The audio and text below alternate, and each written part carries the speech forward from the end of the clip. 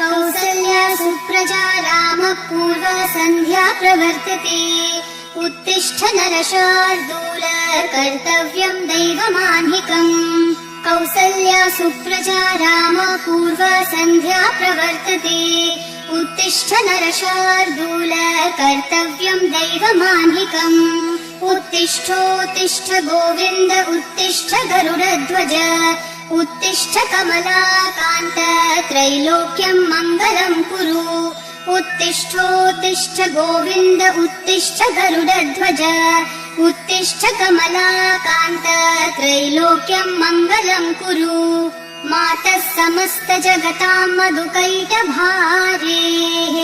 वक्षो विहारिणि मनोहर दिव्यमूर्ते श्रीस्वामिनि श्रित जनप्रिय दानशीले श्रीवेङ्कटेश दयिते तव सुप्रभातम् मातः समस्त जगताम् मधुकैटभारेः वक्षो विहारिणि मनोहर दिव्यमूर्ते श्रीस्वामिनि श्रित जनप्रिय दानशीले श्रीवेङ्कटेश दयिते तव सुप्रभातम् तव सुप्रभातमरविन्दलोचने भवतु प्रसन्न मुखचन्द्रमण्डले विधिशङ्करेन्द्र वनिताभिरर्चिते वृषशैलनाथ दयिते दयानिधे अत्र्यादि सप्तऋषयः समुपास्य सन्ध्याम् आकाश सिन्धु कमलानि मनोहराणि आदाय पादयुगमर्चयितुम् प्रपन्नाः शेषाद्रिशेखर विभो तव सुप्रभातम् पञ्चाननाब्ज भव षण्मुखवासवाद्याः त्रैविक्रमादिचरितम् विबुधास्तुवन्ति भाषापतिः पठति वासरशुद्धिमारात्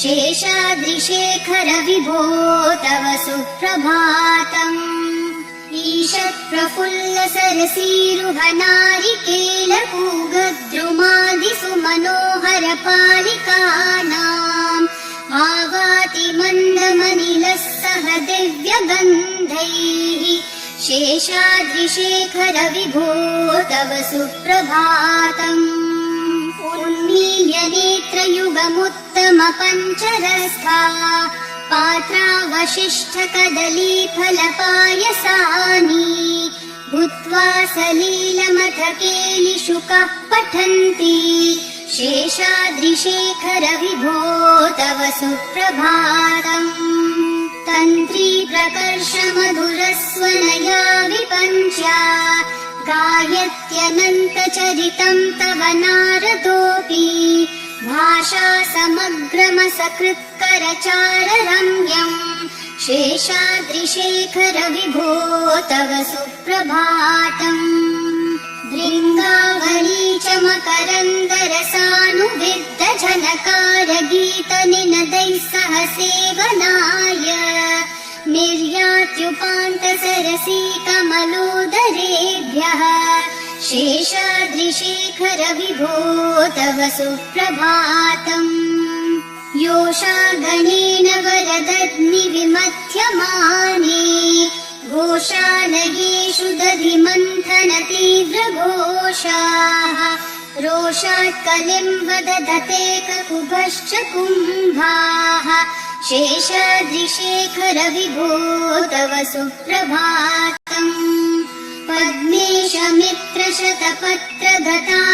पद्मेशमित्रशतपत्रगतालिवर्गाः हर्तुम् श्रियम् कुवलयस्य निजाङ्गलक्ष्म्या भेरीनिनादमिव बिभ्रति तीव्रनादम् शेषाद्रिशेखर विभो तव सुप्रभातम् श्रीमन्नभीष्टवरदाखिल लोकबन्धो श्री श्रीनिवास जगदेकदयैक सिन्धो श्रीदेवतागृह भुजान्तर दिव्यमूर्ते श्रीवेङ्कटाचलपते तव सुप्रभातम् श्रीमन्नभीष्टवरदाखिल लोक लोकबन्धो श्री श्रीनिवास जगदेकदयैक सिन्धो श्रीदेवतागृहभुजान्तर दिव्यमूर्ते श्रीवेङ्कटाचलपते तव सुप्रभातम्। श्रीस्वामी पुष्करिणिकाप्लव निर्मलाङ्गाः श्रेयोर्थिनो हरविरिञ्च सनन्दनाद्याः द्वारे वसन्ति वरवेत्रहतोत्तमाङ्गाः श्रीवेङ्कटाचलपते तव सुप्रभातम्। श्रीशेषशैलगरुडाचल वेङ्कटाद्रिनारायणाद्रिवृषभाद्रिवृषाद्रिमुख्याम् आख्याम् त्वदीयवसतेरनिशम् वदन्ति श्रीवेङ्कटाचलपते तव सुप्रभातम्। सेवापरः शिव सुरेश कृशानुधर्म रक्षोऽम्बुनाथ पवमान धनाधिनाथाः बद्धाञ्जलि प्रविलसन्निज शीर्षदेशाः श्रीवेङ्कटाचलपते तव सुप्रभातम्। घाटेषु ते विहगराज मृगाधिराज नागाधिराज गजराज हयाधिराजाः स्वस्वाधिकार महिमाधिकमर्थयन्ते श्रीवेङ्कटाचलपते तव सुप्रभातम्। सूर्येन्दुभौमबुधवाक्पति काव्यसौरि स्वरभानुकेतुदिविषत्परिषत्प्रधानाः त्वद्दासदासचरमावधिदासदासाः श्रीवेङ्कटाचलपते तव सुप्रभातम्। त्वत्पादधूलिभरितस्फुरितोत्तमाङ्गाः स्वर्गापवर्गनिरपेक्ष निजान्तरङ्गाः कल्पागमाकलनयाकुलतां लभन्ते श्रीवेङ्कटाचलपते तव सुप्रभातम्।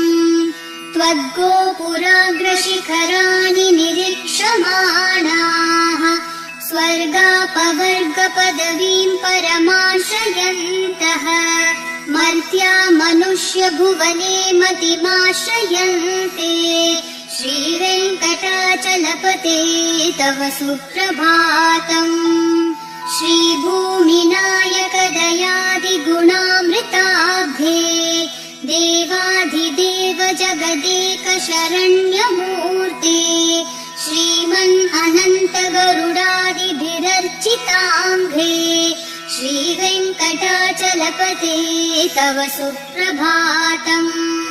श्रीपद्मनाभ पुरुषोत्तम वासुदेव वैकुण्ठमाधव जनार्दन चक्रपाणे श्रीवत्सचिह्न शरणागत पारिजात श्रीवेङ्कटाचलपते तव सुप्रभातम्। कन्दर्पदर्पहर सुन्दर दिव्यमूर्ते कान्ताकुचाम्बुरुह कुड्मललोल दृष्टि कल्याण निर्मल गुणाकर दिव्यकीर्ते श्रीवेङ्कटाचलपते तव सुप्रभातम्। मीनाकृते कमठकोल नृसिंहवर्णिन् स्वामिन् परश्वथ तपोधन रामचन्द्र शेषांश रामयदुनन्दन कल्किरूप श्रीवेङ्कटाचलपते तव सुप्रभातम्। एलालवङ्गधनसार सुगन्धितीर्थम् दिव्यम् वियत्सरिति हेमघटेषु पूर्णम् धृत्वाद्य वैदिक शिखामणयः प्रहृष्टा तिष्ठन्ति वेङ्कटपते तव सुप्रभातम्। भास्वानुदेति विकचानि सरोरुहाणि सम्पूरयन्ति निनदैककुभो विहङ्गाः श्रीवैष्णवा सततमर्थितमङ्गलास्ते धामाश्रयन्ति तव वेङ्कट सुप्रभातम्। समहर्षयस्ते सन्तः सनन्दनमुखास्तवथ योगिवर्याः धामान्तिके तव हि मङ्गलवस्तुहस्ताः श्रीवेङ्कटाचलपते तव सुप्रभातम् लक्ष्मीनिवास निरवद्य गुणैकसिन्धो संसारसागर समुत्तरणैकसेतो वेदान्तवेद्य निज वैभव भक्तभोग्य श्रीवेङ्कटाचलपते तव सुप्रभातम् लक्ष्मीनिवास निरवद्य गुणैकसिन्धो संसारसागर समुत्तरणैकसेतो वेदान्तवेद्य निज वैभव भक्तभोग्य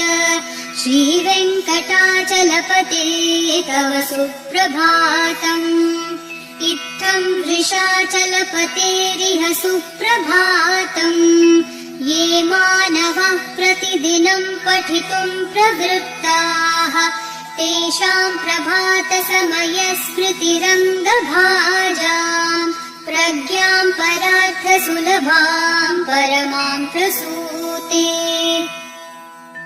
इत्थं वृषाचलपतेरिह सुप्रभातम् ये मानवः प्रतिदिनं पठितुं प्रवृत्ताः तेषां प्रभातसमयस्मृतिरङ्गभाजाम् प्रज्ञां परार्थसुलभां परमां प्रसूते कमलाकुचूचुककुङ्कुमतो नियतारुणतातुलनीलतनो कमलायतलोचनलोकपते विजयी भव वेङ्कटशैलपते कमलाकुचूचुककुङ्कुमतो नियतारुणतातुलनीलतनो कमलायतलोचनलोकपते विजयी भव वेङ्कटशैलपते स चतुर्मुख षण्मुख पञ्चमुख प्रमुखाखिल दैवतमौलिमणे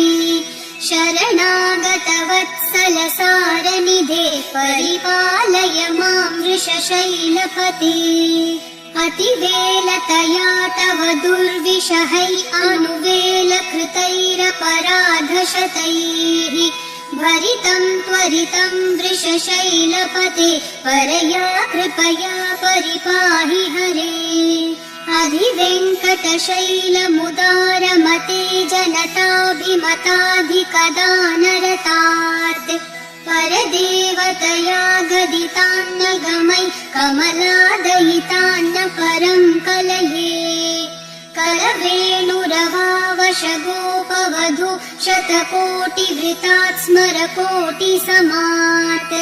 प्रतिवल्लविकाभिमतात् सुखदात् वसुदेवसुतान्न परं कलये अभिराम गुणाकरदाशरथे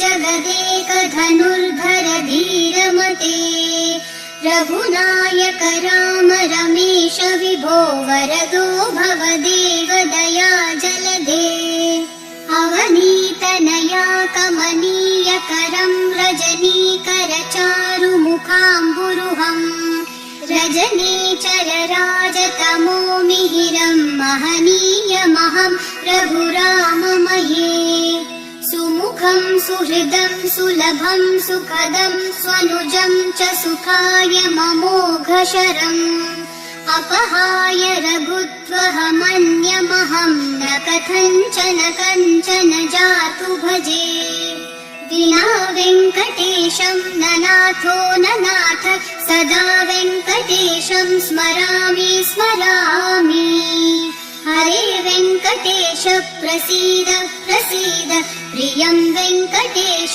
प्रयच्छ प्रयच्छ विना वेङ्कटेशं ननाथो ननाथ सदा वेङ्कटेशं स्मरामि स्मरामि हरे वेङ्कटेश प्रसीद प्रसीद प्रियं वेङ्कटेश प्रयच्छ प्रयच्छ अहं दूरतस्ते पदाम्भोजयुग्म प्रणामेच्छ स्वेच्छयागत्य सेवां करोमि। सकृत्सेवया नित्यसेवा फलं त्वं प्रयच्छ प्रयच्छ प्रभो वेङ्कटेश। अज्ञानिना मया दोषान् अशेषान् विहितान् हरे, क्षमस्व त्वं शेषशैलशिखामणे। अज्ञानिना मया दोषान् अशेषान् विहितान् हरे, क्षमस्व त्वं शेषशैलशिखामणे। ईशानां जगतोऽस्य वेङ्कटपतेर्विष्णोः परां प्रेयसीं, तद्वक्षस्थलनित्यवासरसिकां तत्क्षान्तिसंवर्धिनीं, पद्मालङ्कृतपाणिपल्लवयुगां पद्मासनस्थां श्रियं, वात्सल्यादिगुणोज्ज्वलां भगवतीं वन्दे जगन्मातरम्। ईशानां जगतोऽस्य वेङ्कटपतेर्विष्णोः परां प्रेयसीं, तद्वक्षस्थलनित्यवासरसिकां तत्क्षान्तिसंवर्धिनीं, पद्मालङ्कृतपाणिपल्लवयुगां पद्मासनस्थां श्रियं, वात्सल्यादिगुणोज्ज्वलां भगवतीं वन्दे जगन्मातरम्। श्रीमान् कृपाजलनिधे कृतसर्वलोक सर्वज्ञशक्तनतवत्सल सर्वशेषिन्, स्वामिन् सुशीलसुलभाश्रितपारिजात श्रीवेङ्कटेश चरणौ शरणं प्रपद्ये। श्रीमान् कृपाजलनिधे कृतसर्वलोक सर्वज्ञशक्तनतवत्सल सर्वशेषिन्, स्वामिन् सुशीलसुलभाश्रितपारिजात श्रीवेङ्कटेश चरणौ शरणं प्रपद्ये। आनूपुरार्पितसुजात सुगन्धिपुष्पसौरभ्य सौरभकरौ समसन्निवेशौ, सौम्यौ सदानुभवनेऽपि नवानुभाव्यौ श्रीवेङ्कटेश चरणौ शरणं प्रपद्ये। सद्यो विकासि समुदित्वरसान्द्ररागः सौरभ्य निर्भर सरोरुह साम्यवादाम्, सम्यक्षु साहसपदेषु विलेखयन्तौ श्रीवेङ्कटेश चरणौ शरणं प्रपद्ये। रेखामयध्वज सुधाकलशातपत्रवज्राङ्कुशाम्बुरुहकल्पकशङ्खचक्रैः, भव्यैरलङ्कृततलौ परतत्त्वचिह्नैः श्रीवेङ्कटेश चरणौ शरणं प्रपद्ये। ताम्रोदरद्युतिपराजितपद्मरागौ ब्राह्मीर्महोभिरभिभूतमहेन्द्रनीलौ, उद्यन्नखांशुभिर्दस्तशशाङ्कभासौ श्रीवेङ्कटेश चरणौ शरणं प्रपद्ये। सप्रेमभीतिकमलाकरपल्लवाभ्यां सम्माहनेऽपि सपदिक्लममादधानौ, कान्ताववाङ्मनसगोचरसौ कुमार्यौ श्रीवेङ्कटेश चरणौ शरणं प्रपद्ये। लक्ष्मीमहीतदनुरूपनिजानुभावन्नीलादिदिव्यमहिषीकरपल्लवानाम्, आरुण्यसङ्क्रमणतः किल सान्द्ररागौ श्रीवेङ्कटेश चरणौ शरणं प्रपद्ये। नित्यान्नमद्विधि शिवादिकिरीटकोटि प्रत्युक्तदीप्तिनवरत्नमहाप्ररोहैः, नीराजनाविधिमुदारमुपादधानौ श्रीवेङ्कटेश चरणौ शरणं प्रपद्ये। विष्णोपदे परम इत्युदितः प्रशंसो, यौ मध्य उत्स इति भोग्यतयाप्युपातौ, भूयस्थतेति तव पाणितलप्रदिष्टौ श्रीवेङ्कटेश चरणौ शरणं प्रपद्ये। पार्थाय तत्सदृशसारथिना त्वयैव यौ दर्शितौ स्वचरणौ शरणं व्रजेति भूयोऽपि मह्यमिह तौ करदर्शितौ ते श्रीवेङ्कटेश चरणौ शरणं प्रपद्ये मन्मूर्धिकालियफने विकटाटवीषु श्रीवेङ्कटाद्रिशिखरे शिरसि श्रुतीनाम् चित्तेऽप्यनन्यमनसां सममाहितौ ते श्रीवेङ्कटेश चरणौ शरणं प्रपद्ये आम्लानहृष्यदवनीतलकीर्णपुष्पौ श्रीवेङ्कटाद्रिशिखराभरणायमानौ आनन्दिताखिल मनोनयनौ तवेतौ श्रीवेङ्कटेश चरणौ शरणं प्रपद्ये प्रायप्रपन्नजनता प्रथमावगाह्यो मातुस्तनाविशिशोरमृतायमानौ प्राप्तौ परस्परतुलामतुलान्तरौ ते श्रीवेङ्कटेश चरणौ शरणं प्रपद्ये सत्त्वोत्तरै सततसेव्यपदाम्बुजेन संसारतारकदशार्द्रदृगञ्जलेन सौम्योपयन्तृमुनिना मम दर्शितौ ते श्रीवेङ्कटेश चरणौ शरणं प्रपद्ये सत्त्वोत्तरै सततसेव्यपदाम्बुजेन संसारतारकदशार्द्रदृगञ्जलेन सौम्योपयन्तृमुनिना मम दर्शितौ ते श्रीवेङ्कटेश चरणौ शरणं प्रपद्ये